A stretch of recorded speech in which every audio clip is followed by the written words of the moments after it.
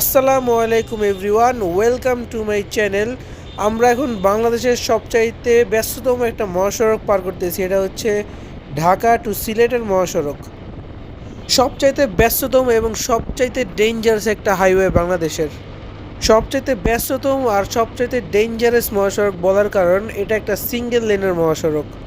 মাঝখানে কোনো ডিভাইডার দেওয়া নেই, এই কারণে গাড়িগুলো যেই কোনো সময় চলে আসে লেনের এই পাশে।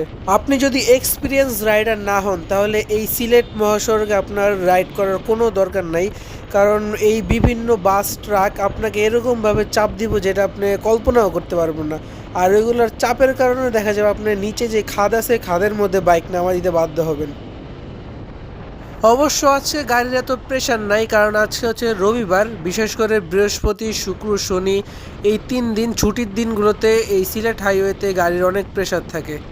আর আপনারা যারা লং রাইড করেন তাদেরকে বলবো বাইক যেমন তেমন হোক কোনো সমস্যা নাই, কিন্তু সেফটি ফার্স্ট, সেফটি থাকতেই হবে। সার্টিফাইড হেলমেট, হ্যান্ড গ্লাভস, নি গার্ড, বুট জুতা আর একটা জ্যাকেট হলে তো আরও ভালোই হয়। এগুলা এগুলা সবসময় পরবেন, কারণ বলা যায় না কখন অ্যাক্সিডেন্ট হয়, আর এগুলা থাকলে মানে শরীরে আঘাত লাগার চান্স খুব কমে যায়।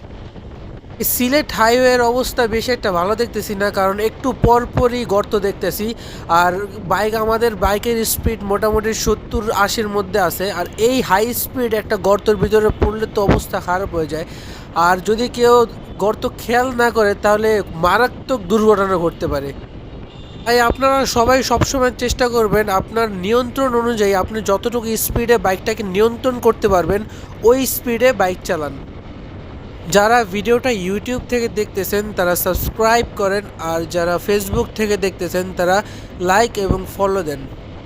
কথা হবে অন্য কোনো ভিডিওতে। আসসালামু আলাইকুম সবাইকে।